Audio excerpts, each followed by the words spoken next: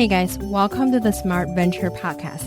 In each episode, we're going to have conversations with some of the top investors, superstar founders, as well as well-known tech company executives in Silicon Valley.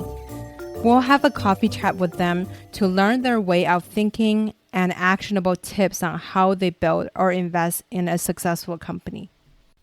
Before we start our show today, I want to make sure the listener, aka you, understand that everything a person say on the podcast only reflects to hers or his own opinion, not the show or the company they work at. Our guest today was a former VP of Business Development and Partnership at Dropbox. During his tenure, Dropbox built and launched the partnerships programs with Google Cloud, Microsoft, Salesforce, Slack, Zoom, Adobe. He helped grow Dropbox revenue over to 4x to 1.6 billion and more than double user growth to 600 million. His name is Billy Blau. Hi, Billy. Thank you so much for coming onto the podcast. Hi, Grace. Thanks for having me. To start off the show, can you tell us a little bit more about how did you grow up and how did you get into tech? Well, I grew up outside of Chicago in a town called Evanston, Illinois. I ended up coming out to college in Berkeley, and I didn't really know what I wanted to do, so I ended up doing a double major in English and geography. And then I was getting close to graduating, saying, what am I going to do with this? And at that point, I was thinking like, oh, maybe I'll be a travel writer, maybe I'll go into advertising, things like this. And I ended up, this was 1995, so there was a huge tech boom happening. And I ended up going to work for Oracle. And it was just because lots of jobs were available. It was sort of a hot new industry. It seemed really interesting.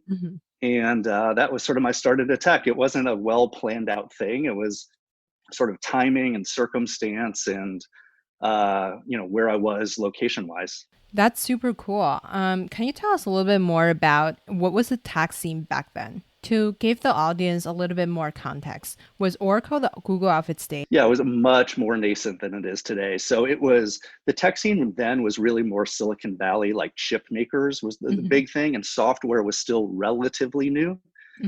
And so Oracle was like an up and coming company at that point, and it was, building databases for enterprises and governments and big companies, and growing really, really quickly, and hiring lots and lots of young people from local colleges and colleges everywhere to come and do sales and marketing. And so my first job was in a sales department, and it was almost like an extension of college. It was 200 people. We were all 24, 25, 26, just graduated, and learning the ropes of tech, how to sell, how to manage a pipeline, and all these different things. So, that was my entrance. And there was, a burgeoning tech scene, but it wasn't nearly anything like what it is today. It was just much smaller. There was a few big companies, and then there was a couple of startups that were propping up, but it wasn't like as robust of an ecosystem as it is today. Yeah, that's super cool. Curious about like what was something that you've learned early on in your career that you find useful later on? Yeah, I think the thing I learned there at that job was just two things. One of them, I would say the pace. The pace was very fast. So it was a quickly, fast growing company. We were always getting lots of new customers. And so there was just a pace to it. There's just no lulls. There wasn't like a downtime. You were always, moving very quickly. And the thing I personally learned, through sales is just how to work with people outside the company. So, how do you talk to customers? How do you take their feedback? When things aren't going well, how do you help solve their problems? Things like that are what I really learned the most there. And doing that with larger companies was really exciting. So when I was probably 25 years old, I was managing the Merck account, which is, a huge company. And they were, I think, spending, 10, $15 million a year just in technical support with Oracle. And I was talking to their CIO and flying out to New Jersey and having these big meetings. And I had just barely started in tech and in my career. And that sort of like getting thrown into the fire experience was really invaluable. Yeah, for sure. Can you sell as a product now? Like what is the action that you take on selling something? Yeah, it depends on what you're selling, but I think the most important thing really is you have to understand what the customer wants and what they're trying to do with their business, not Hmm. just like the specific product and how it's going to address one part of it. You want to understand what are your big challenges and how might we be able to solve that challenge with the technology that we have, Hmm. and helping them get comfortable that the things that they're working on outside of this sale altogether will, if you buy this product, it will make your life easier over time. Hmm. And I think that connecting those two things is another thing I learned at Oracle that was also very important. It's that, if you're just trying to sell something out the door very quickly, you can do that. But if you're actually solving their problem, then you get a much bigger sale, a much more happy customer, and a much more lasting relationship. For sure, in sales, you're supposed to build relationships instead of just straight up selling. How much time do you spend on selling and how much time do you spend on building these relationships in percentage wise? Yeah, I think the two things are pretty similar. And Hmm. once when you're doing a really big sale, something that's going to be multi-million dollars, it's really Hmm. important to that company. Um, it's a process. And so during Hmm. that process, you're learning each other, you're learning what, not just about the product and the technologies, but also how to work together. Hmm. And I think, that process is what builds trust. And when you say, when a new question comes up or they have a concern about some element of the technology or the pricing or whatever it is, Hmm. you have to ensure that you're going to get back to them with an answer. It's going to be timely. It might not be the answer they want to hear, Hmm. but you just have to be able to get keep the ball moving and Hmm. every ounce of the way using your credibility and trust to make sure that they feel that whatever it is they're asking for, you're taking it seriously and you're tracking it Hmm. down for them. Because that's a Yeah. lot of what sales really is. It's answering the Mhm. questions of the company that's going to buy it. So prior to Dropbox, you work at Salesforce and Oracle in strategy alliance and marketing. And what did each of these jobs teach you? Yeah. So I think the one thing that sort of tied, so I started in sales Hmm. and then I went into marketing. And then from Hmm. marketing, I went into partnerships and business development. Hmm. And I think, the one thing that sort of strings through all of them is working with people Hmm. and how to sort of position and understand what they want and be able to help work through how you can work with them. Hmm. But another element of it is, and I sort of gained this when I was working in marketing, is understanding how to position things. So Hmm. not just, here's the price, here's how it's going to work. Yes, it'll work in your environment or whatever. It's what is a vision? How do you really talk about it in a bigger way? Yeah. How do you get people excited about the concept that you're talking about? Hmm. And I think that starts in sales, and then in marketing you're really meant to amplify those kinds of messages and build those Hmm. kinds of messages. And then in partnerships you're taking sort of both of those skill sets and Hmm. combining them. Yeah, totally. Can you walk us through a particular marketing campaign you've done in the past? Yeah. So I mean, I'll go way back. So when I started in marketing, this was at Oracle a little over 20 years ago, and we Hmm. actually launched um, the, and you still see these ads today, which is kind of funny. The like 10 out of the top 10 financial services companies use Oracle. And if you've ever seen any Oracle advertising, it's still very centered on that kind of messaging. Hmm. And what we were trying to get across, so the thought process was, okay, we want to make people think of Oracle as not just a horizontal solution, but Hmm. a vertical solution. So Yeah. we have to start talking about what, big companies in these industries are using Oracle. And the first iteration of that was just saying, like, for like pharma, Merck uses Oracle. And we realized when you look at the data, basically all of the biggest companies and all of these verticals were already using Oracle in one fashion or another. So we Hmm. wanted to show that we were the biggest. And by Hmm. doing so, we'd say 10 of the top 10 companies in X industry are using Oracle. And Yeah. so that was sort of the first, that started as a marketing campaign and then became a very big advertising campaign. Hmm. And then sort of got settled in as just the way Oracle talked about itself, because it was going and selling to specific industries and specific verticals. Hmm. And it wanted to make sure in every one of those meetings and every CIO they were talking to that Hmm. Oracle was the safest choice because it had already been deployed by all of their competitors. Yeah, that's a great strategy. In terms of startups, how should they adapt this idea into their marketing strategy?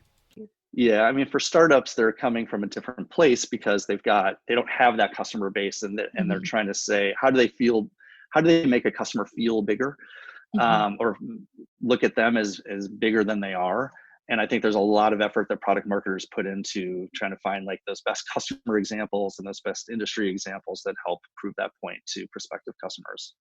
Totally. In terms of personal development, what are three characteristics you had is better than your peers that sets you apart? Yeah, I think one of them is the ability to listen. I think a lot of people, and particularly in sales, or at least junior people in sales, Hmm. start by thinking you have to say the right things all the time. So they talk a lot.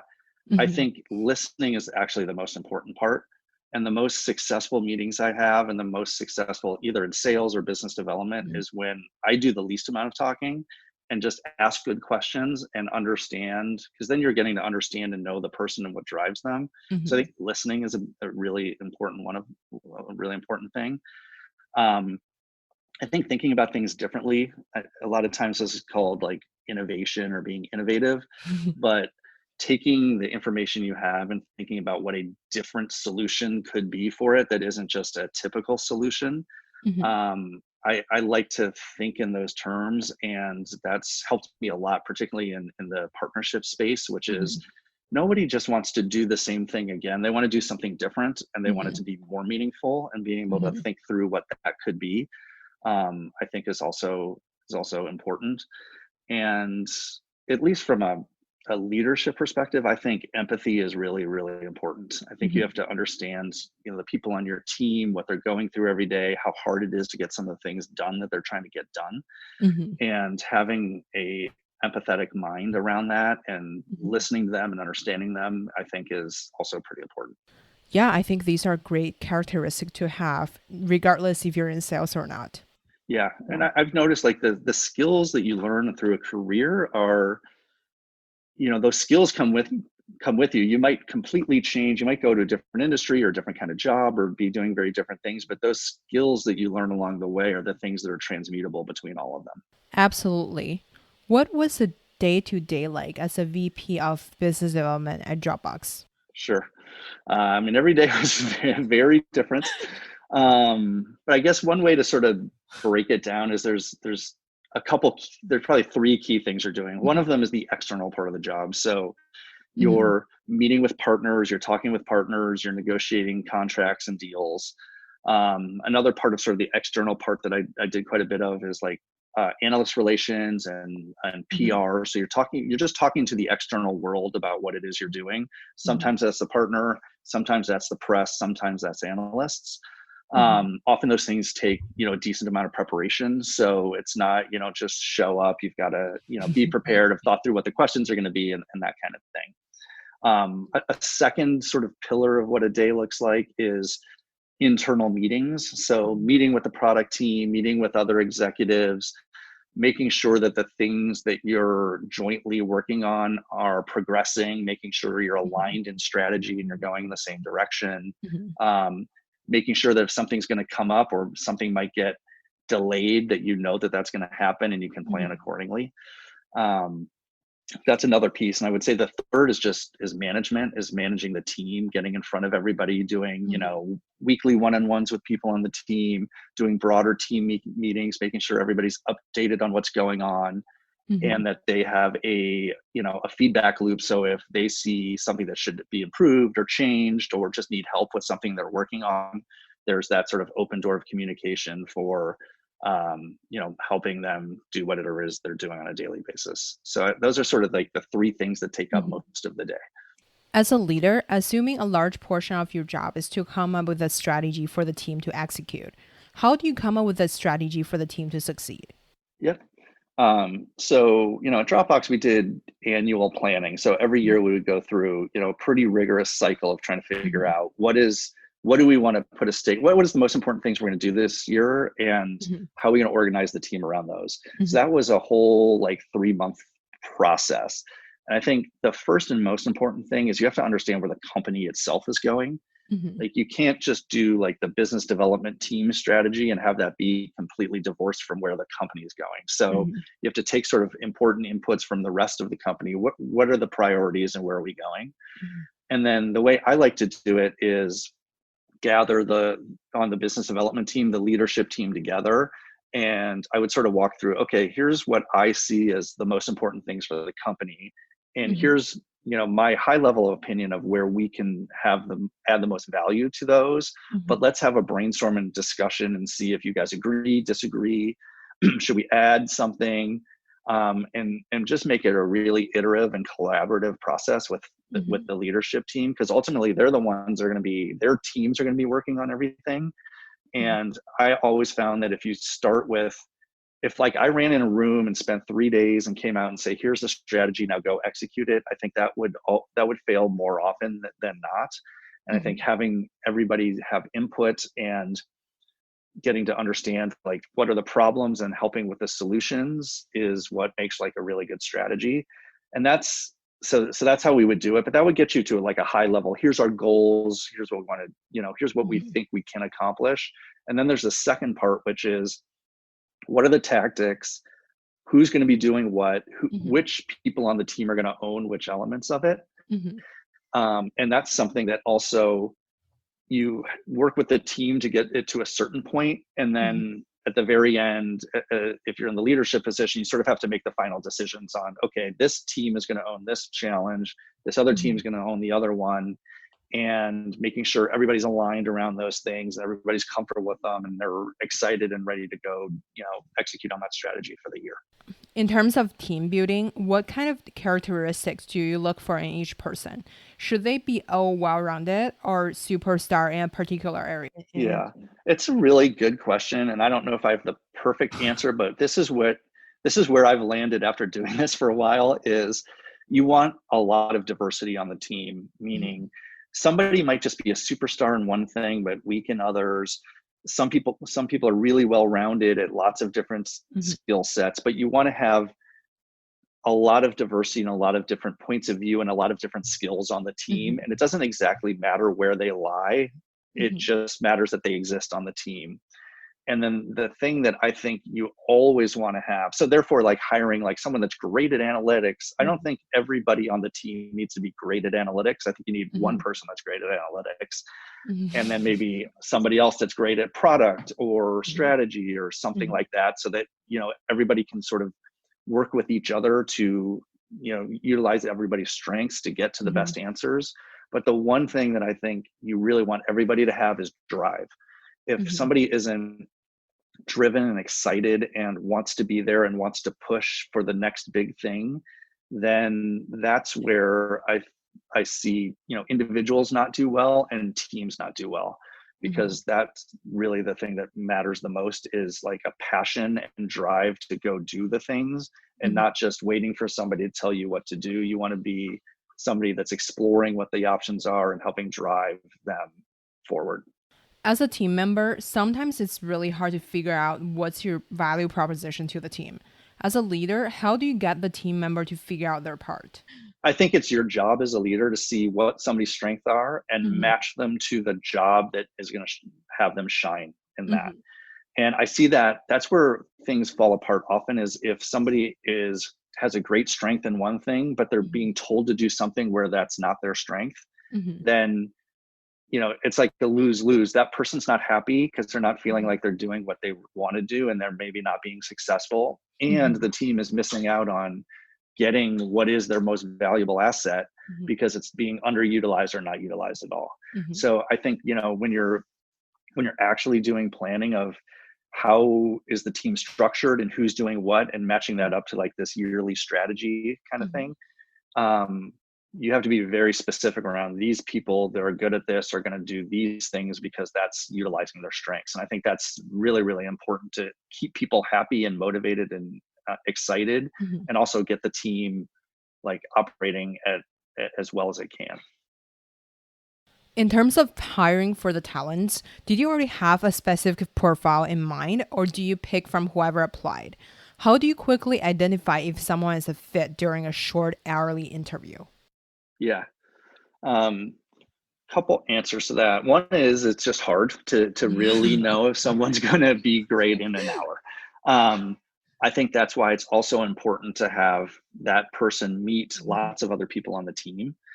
And so it's not just your decision. You're not the only person that's getting the data points. So are they having other discussions with not just team members that they would be on a team with, but cross-functional people? So when we were doing interviews for the business development team at Dropbox, we would always have them interview with somebody on the sales team, somebody on the engineering team, someone on the product team, so that you could get a sense of, could this person work well cross-functionally with everybody, and getting that feedback. But it's hard. You don't always know after an hour, even when you go through all this feedback, if the person's going to excel or not. I think that's why I like to hire for the right traits, because there's kind of two ways you can hire somebody. You can say, okay, this person has done this before. They've got the subject matter expertise. They've got like the right background. So you could say they can probably do that here. There's another way, which is, let's look for the underlying traits that are really important. And they have to have enough subject matter expertise so they're not, completely blindsided. But they might have to grow into understanding the specifics of the role, but they have all of the foundational elements to be really great at it. And I tend to like to hire people like that more often, because then you're really hiring for their drive and their passion. And a smart person will figure out what's going on and, pretty quickly. And so if you get the right person, you can, they can solve any problem. You can throw them in any number of roles and they're going to thrive if they're excited about it. If you get someone that's just like very built for a specific role, they'll probably be really good at that, but they might not have the ambition to want to do something else or do something bigger or grow it. So that's always a little bit of a tension in the hiring process, is which one of those two things do you want to orient to? And the best case scenario is it's somebody that has all of those attributes. Can you tell us a real life example of how you build a team? Why you pick candidate A versus candidate B? Yeah, sure. So I've had a lot of those candidate A versus candidate Bs.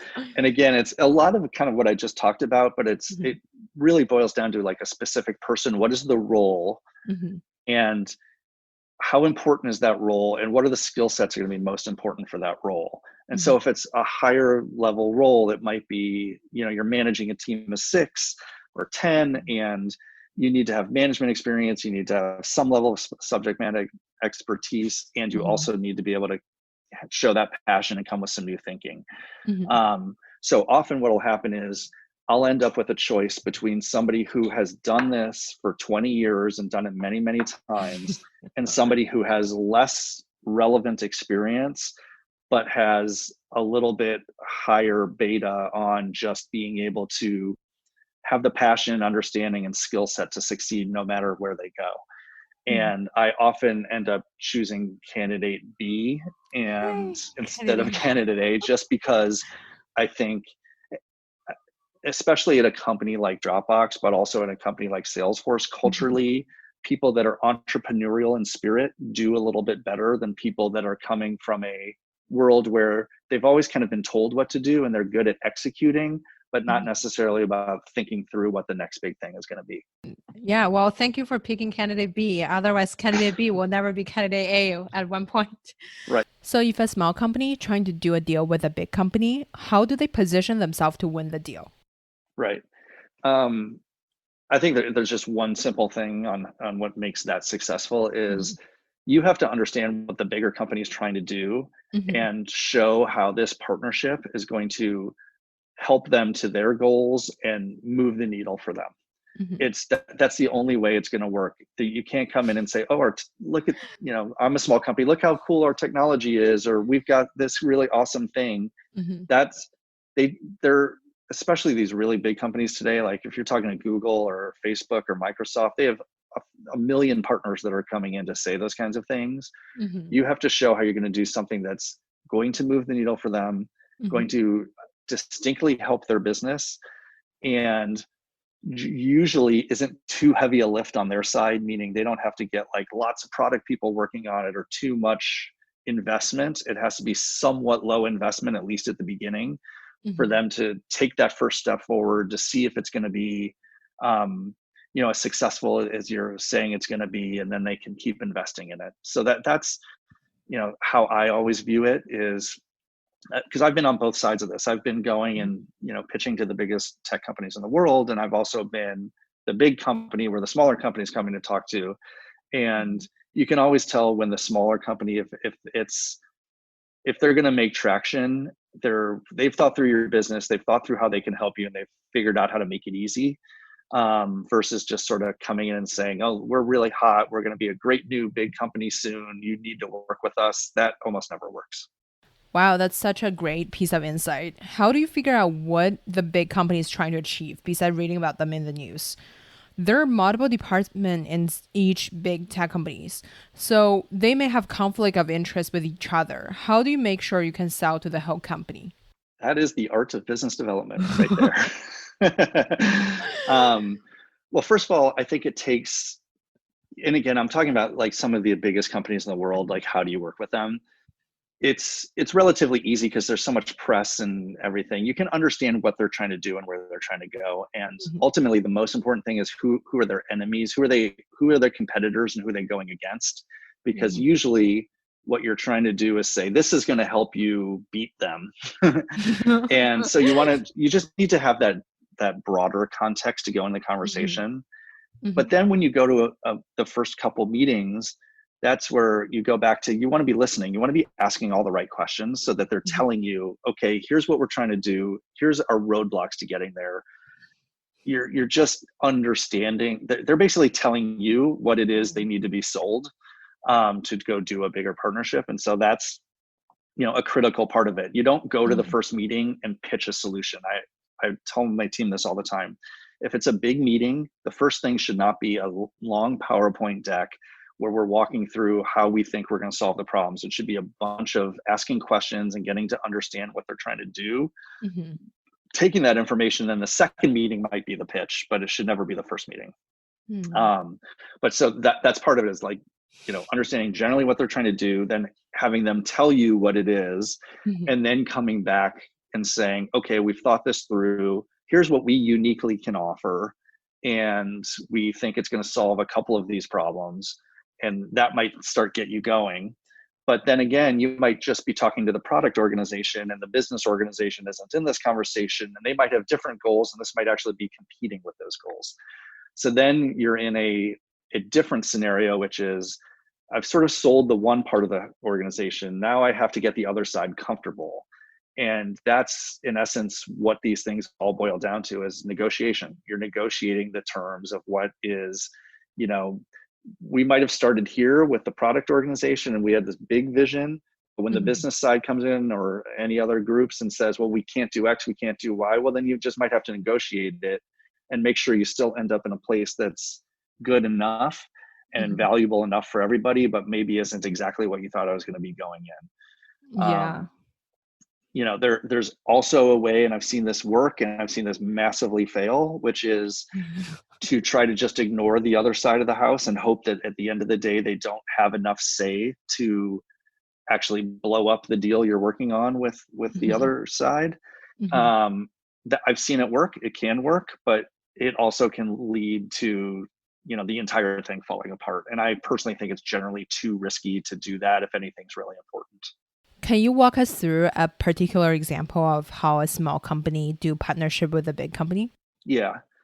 I'll use an example where we did it, because this definitely, I'm not going to use the name of the company, but I'll say how it went. Is we approached a product organization of a bigger company to do a very deep product integration between the two companies. And their goals and their incentives were highly aligned to doing this, and they were very, very excited about it. And so we had a lot of meetings, a lot of due diligence, a lot of technical meetings to say how it would work. We went very far, and this probably took 4 to 6 months to just get this part aligned, and agreement on both sides that this would be good, that we would put engineering resources into it, and that we would move it forward. And then when they were actually taking the contract around their executive committee to get it signed for final approval, is when a different group in the company said, that doesn't make sense for us and we don't want to do it. And so, we're not going to sign off on that. And that's when we had to really rethink, how do we take all the work we've done, make sure that largely stays in place, but then what accommodations can we give this other side of the business to make them, they might not love it, they're not going to be happy about it, but they might be okay enough with it that they're going to let it move forward. And so that's what we did, and that process was pretty painful. Another thing that's, I think, always very important in business development and partnerships is you have to have a date by which a thing needs to be done. Because if there's no date, you can negotiate forever, and you can always just keep going back and forth, and then the thing just never actually gets done. And in this scenario, we actually had a date that needed to be hit. So that puts all the pressure on everybody getting to a point where it's like, okay, it's either yes or no. It's not just this continuum of going around in circles. And so ultimately this thing got done, but I think, we had to make some big accommodations, and then we also had to be, we really needed to have that date down to get to a final yes, no decision. Yeah. So as a smaller company, how do you initially landed this first meeting? Yeah, I mean, these things happen in all different ways, and it really depends. If sometimes there's just some momentum that's there already, like the product teams might already be talking to each other about something else, and this is a conversation that they've had, and then they bring it over to the business development side to say, hey, this is something that might happen. Can you guys start driving it now? So that happens sometimes. Sometimes you just make a decision as a company, like, hey, we need to do this deal with this company because it's very important to us and we think it's going to add value. And then there's a lot of different ways to get there. If it's one of these really big companies, you're at a company like Dropbox, we're going to get the meeting because we're big enough. And so you can say, it depends on how high level of a meeting. We could have our CEO Drew reach out to either their CEO or whoever's running that part of the business to initiate the first meeting, or we can do it through the business development team and get to our counterparts and have them initiate it. And it sort of depends on how strategic and important the thing is to us for us to pick which one of those paths we want to do. There's also, I would say, like, for these bigger company business development deals, like scouting through LinkedIn and finding somebody is not the way they really ever happen. It's people's connections. It's opening the right door at a high level. Other people might work on it, but you really want to like get it going from a broader perspective than just having a couple people find each other on LinkedIn and start the conversation. Yeah. We do see that though with smaller companies all the time. Is you can just say, hey, we want to do something. I don't know who the people are over at this smaller company, but we think it would be important for us. You can go through LinkedIn, reach out, and get the conversation going that way too. In terms of starting a business conversation with a big company, how do you have a warm intro without knowing anyone on this team? Yeah. Particularly here in the Valley with these companies, like, everybody's sort of 1 degree away from knowing somebody. So you often it'll be like, okay, on the BD side, we might not know who their BD team is because we haven't worked with them, but our head of product knows their head of product because they worked at Microsoft together 20 years ago or something like that. So there's always some warm path to get to somebody who's the right person. And we've been in meetings multiple times with all the senior executives of the company saying, hey, we need to get this deal done. Who knows the right person to make the right first call? And there's always somebody in the room that does. That's great. What is the biggest challenge in business development? Yeah, I mean, there's lots of different challenges. I think the one that probably maybe doesn't get brought up a lot, but it is ultimately, I think, the biggest challenge is just the inertia of not doing anything. And what happens a lot in BD is you can have lots of great meetings. Both BD sides can be really excited. You might even have some product people there. You can get like what feels like momentum. But if the broader company, if there isn't the alignment at the broader companies to actually go, because everything's an investment. Somebody's going to either be building some new product feature or some integration, or the sales team is going to have to learn how to sell this, or there's something else that's going to have to happen that the people inside that room don't have control over that can make the thing not happen. And I see that there's often like a lot of good meetings, a lot of good brainstorms, a lot of what feels like decisions, but the inertia of not actually getting the thing going is where a lot of things end up falling apart. So it's somehow breaking through that is, I think, critically important. And that kind of goes back to like having a date or a time or a reason to get the thing done by gives you some clarity. So you get to a yes, no versus, oh God, we've got to drive down to San Jose for the 18th meeting on this topic with the same people, but this just doesn't feel like it's going anywhere. That's, to me, that's the biggest challenge is getting to the decision and the yes. Even if it's a no, then it's a no, and then we can spend our time elsewhere. But that's where I see a lot of BD people waste a lot of their time because they don't know that they're kind of in this inertia loop. Yeah, so you mentioned earlier drive is a characteristic you look for in candidates. How do you test it out in an interview? Yeah, it's hard. I like to ask questions that aren't specifically about the role, but about how they think about things and about how they've managed their careers and things they've done that were sort of outside the box or showed a little bit of drive that wasn't just something that was sort of told to them to do and then they've executed on it. I like to see like how they think, and if they've shown in the past that they've done this sort of come up with a new idea on their own and execute it on their own. One thing that we do for more senior positions or had done at Dropbox was have them do presentations. And often we would make up a case that they would present on. So it's not like come and present on something you've actually done before. It's present on, here's a challenge, here's a problem, you think it through, and then come tell us how you would solve it.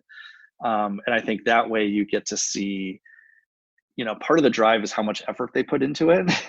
And then part of the drive is like how they think about it. And you can just sort of get a sense of like, okay, this isn't someone that's just doing a normal playbook or they think they've done this before, so here's how they would do it again. They're actually taking, fresh eyes to it and saying, okay, this is how I would do it if I had the challenge. And those people tend to shine pretty well in those kinds of things. Yeah. Can you give us an example of how a good candidate answer a question like this? I don't know if I can have an example of like the question that I've asked that they've answered perfectly, but generally it's somebody that's been very thoughtful, that's put a lot of the details into it, and that's thought through not just, the most basic scenario, but thought through sort of the complexities of the scenario. I can't even really remember all of the different prompts that we've used over time, but those are sort of the traits that I'd be looking for. Totally. Now we can jump into the executive answer interview question part. First of all, how do you get a job in an area you had no experience in? Yeah, I think the thing, and we've talked about this a little bit, is like, what are the core skills that you bring and how are those transferable into this either new industry or different role? So, if you're going from sales to marketing, I'm really good at working with people. I'm really good at positioning and understanding how we sell products, which is in essence what marketing is. And so you're talking about the skill sets, not the experience of having done that role. And I think the most interesting people are taking lots of different skill sets that they've learned and showing how those skill sets will be valuable to the new role that they're applying to. And sometimes that also creates a lot of uniqueness. Like somebody might come from a very different background, be really great at data analytics and, some other things that nobody else on that team has done before. And those candidates become very interesting if they can show like, okay, I've crossed the minimum bar of, I understand how to do business development. I understand, I've never done it before, but I get it. But I know these three things very well. And I think these skill sets will help me be a highly successful business development person. Those kind of candidates shine through very strongly. Yeah, that's super helpful. A popular interview question is, what's your biggest weakness? How would you answer a question like this? I've seen a lot of people, I've seen some funny answers to that. I'll tell you how to not answer it. Don't answer it by then talking about three more strengths. which I've seen a lot of people do. I work too hard I and just stuff think, like that. yeah, I work too hard and I'm too smart. Um, no, I think just being honest with it is pretty important, because it a shows that you are self-aware, Mhm, and B, it gets the person to understand you a little bit better as a mhm. person. And I think both of those things are important. And I always try to answer those questions honestly, like what are they? And if you don't like them, then maybe this isn't a great fit for either of us. But I always appreciate the honesty in those answers than the people that are purely spinning them. Yeah, so what is a smart way to answer this? How do you be honest but not make you lose this job opportunity? Yeah. Um, You know what? One I like a lot, I've heard it, and I even think it probably applies to me too, is being impatient. Mhm, And impatient is, in one way, like, you should be patient and you should be able mhm. to work with people and not be short tempered. Yeah. But on the other hand, that also means you're striving for something, you want something to get done, Yeah. and you're fast paced and you want things to keep going. Mhm. Another really popular interview question is tell me a challenge you were facing at your last job and how did you solve it? Yeah. I always find the hardest challenges are around people and Mhm, just how people get along, the dynamics between people. mhm, If you work in a big enough company or even small companies, there's just a mhm, real distinct thing that happens where some people just don't get along and then they lose trust and then it's very hard for them to get anything done. mhm, And I always find those the hardest challenges to solve because they're personal. They're about people that are having issues with each other. So I was often brought in to, people on my team and people on other teams to sort of help solve those kind of people issues. mhm, And I think it's the it's amazing how much success really relies on people being able to actively work together, put differences aside, and not be on opposite sides and opposite teams. But throughout my career, I've always found those kinds of things to be the hardest to solve. mhm, Everything else is something like you can come up with a new solution or a new idea or try one thing and try another. If mhm. people don't want to work with each other, there's very little you can solve under that context. Totally. Would you mind to walk us through a particular example? Yeah, I mean, I think some of the biggest challenges. Well, here's how I would answer that question. Like for me in an interview process, is you need to be aligned to what the company is doing. Mhm, Or, and this is very, very crucial for business development, maybe less so for some other departments. Um, you have to understand where the company is going and what the company is doing, and mhm, you have to orient your team and what you're doing to that. And you also have to help shape what the company is doing. You also have to orient the company a little bit to what you're doing. But mhm. if there's a lack of alignment between those two things, it's a huge challenge. You can't really get anything done that way. And so I always find that, like, one of the biggest like leadership challenges is making sure that you're completely aligned to where the company is going and vice versa. Absolutely. Another difficult question is how would you take criticism from a supervisor? Yeah. Um, I think it's important to listen to it and take it as feedback and take it as not something that makes you angry or you feel bad about, but something like, people don't give feedback, particularly negative feedback, unless they care. Mhm, And they're really just trying to make you better and make you understand maybe what you have a blind spot in, mhm, so that you can understand that and action it. mhm. I think that the leaders that, if they're not telling you those things and they're not giving you that feedback, they've usually probably given up on you. So I look at any kind of feedback like that as a positive and something that you should really listen to and take into account. Now, it's not always 100% correct, or they might not have the whole story, but you should always appreciate the fact that you're getting it. Great answer. Last question on this section. As a geography and English major, as a non technical person, how do you position yourself for success at a tech company? Yeah. I mean, I think the one thing is, just because you work for a tech company doesn't mean you have to have much of a technical background. It Mhm, does if you're in engineering and product, mhm, then you need to understand. if you're on the business side, if you're in sales, if you're in marketing, those are different skills, really. Like you can learn what you need to learn about the technology. It's advertising and sales and marketing and things that are, lend themselves to, like for me, I was an English major, so I was good at writing.